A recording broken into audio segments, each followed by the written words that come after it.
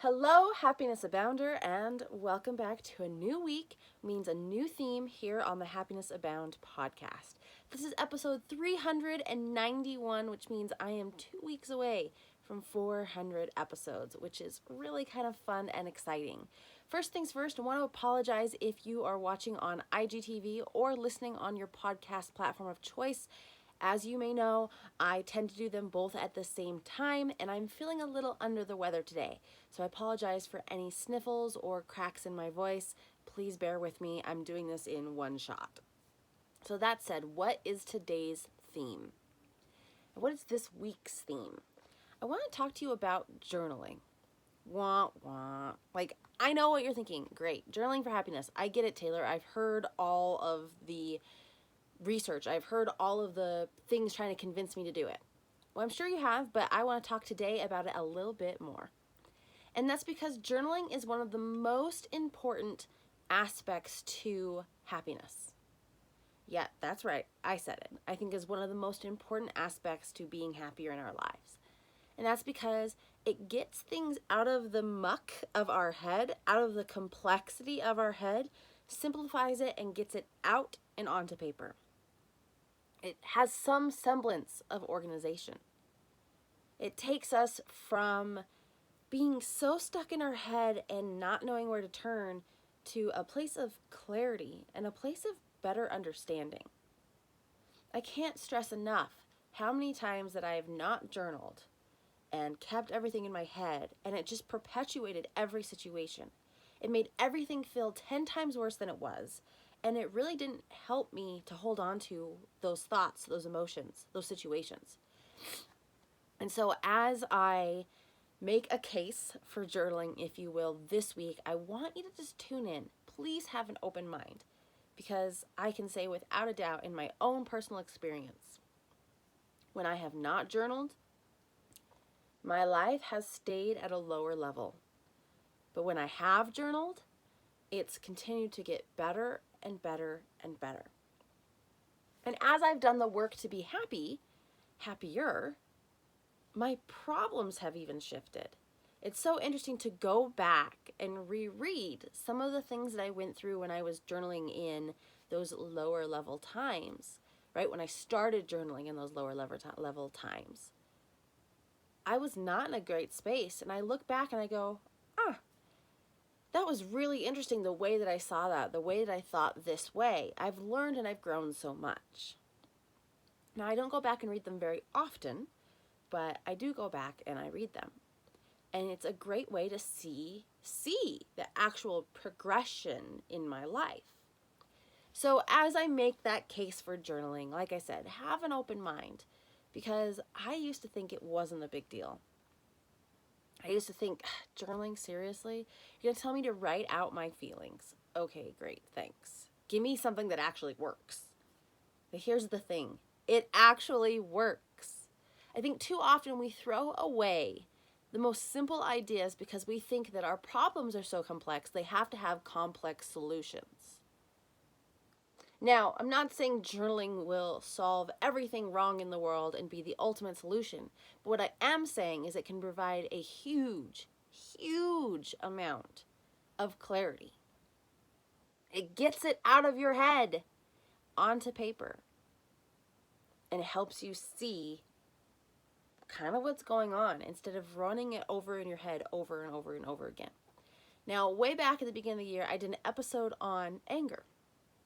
And I shared how, before I started journaling, I would hold on to my anger and I would tell the victim story that I had to anyone that would listen.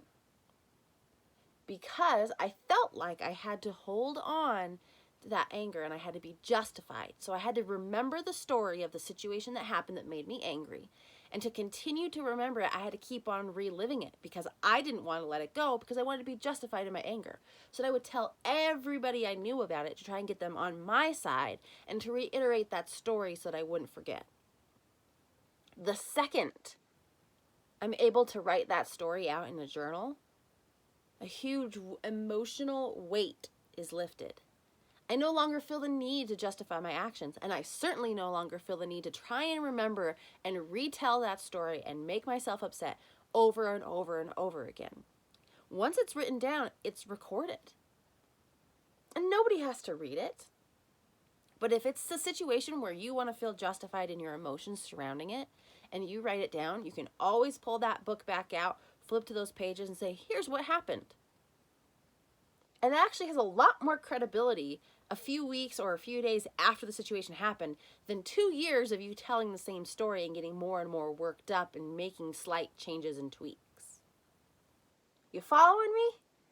It's insane the difference that journaling can make in your emotional management, in your mental clarity, and ultimately in your happiness. So the theme this week is all about journaling, specifically making a case for journaling, which brings me to my next point. For those of you out there who don't like writing but haven't tuned out, there are options, right? You may be one of those people that's like, I haven't picked up a pen and actually written long form anything for years. I'm at a computer all day. Do I have to do it handwritten? No. You can do it any way that makes sense for you. So if you like handwritten, do handwritten. I actually have not the greatest handwriting, but I like handwritten because I feel like it has that connection for me to go from brain down my arm, out my hand, and onto paper. But it is no different than typing. And I actually can go back and forth between the two. If I've had something serious and large happen, I know that I don't want to write 20 pages in my journal by hand. I'm going to get exhausted. So instead, I type it, print it out, fold it, and put it in my journal because I'm 10 times faster at typing.